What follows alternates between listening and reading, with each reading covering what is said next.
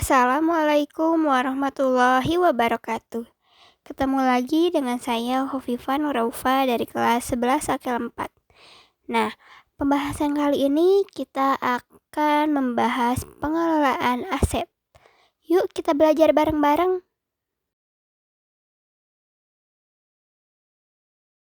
Aset adalah sumber-sumber daya bernilai ekonomi milik pribadi atau perusahaan dan diharapkan bisa menghasilkan keuntungan di masa mendatang. Sementara itu, di dalam akuntansi, aset adalah komponen aktiva tercantum dalam laporan neraca dan dibandingkan jumlahnya dengan pasiva atau liabilitas dan ekuitas. Meski banyak orang menggunakan istilah aset untuk menyebut benda milik seseorang, nyatanya aset tidak harus selalu dimiliki 100% oleh pemegangnya.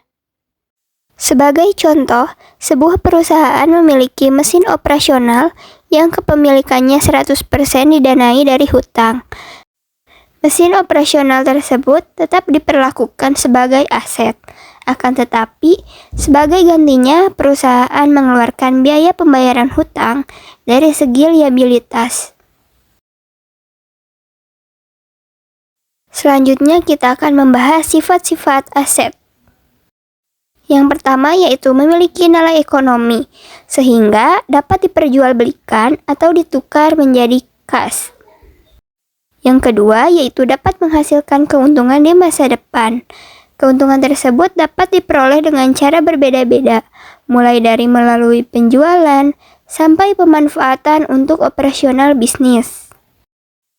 Yang ketiga yaitu dikuasai oleh suatu pihak. Dikuasai oleh suatu pihak, baik dengan sertifikat kepemilikan atau belum bersertifikat. Yang keempat atau yang terakhir yaitu berasal dari transaksi di masa lalu. Kemudian yaitu jenis aset. Jenis aset sendiri terbagi menjadi dua, yaitu aset lancar dan aset tidak lancar. Aset lancar adalah aset dengan tingkat likuiditas tinggi, sehingga dapat diubah bentuknya menjadi kas dengan cepat. Beberapa contoh aset lancar adalah saldo bank, deposito, obligasi, saham bursa, dan piutang. Yang kedua yaitu aset tidak lancar. Aset tidak lancar adalah kebalikan dari aset lancar. Akuntan punya istilah lain guna menyebut jenis aset satu ini, yaitu aset tetap. Aset tidak lancar atau aset tetap adalah aset yang likuiditasnya rendah, sehingga mengubahnya menjadi kas membutuhkan beberapa prosedur. Sekali dicairkan, aset tidak lancar akan susah didapatkan lagi, karena pemindahan kekuasaannya juga sulit.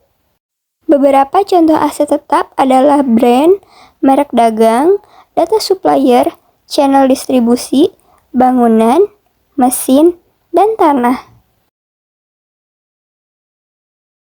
Untuk mengelola aset di Odoo, kita perlu masuk ke web Odoo, klik accounting, klik reporting, lalu kita cari aset models. Lalu kita bisa klik new. Ini adalah contoh jika ingin mengelola aset building.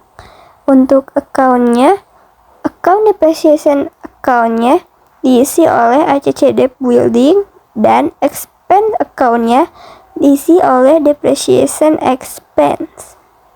Untuk jurnalnya yaitu operasi lain-lain.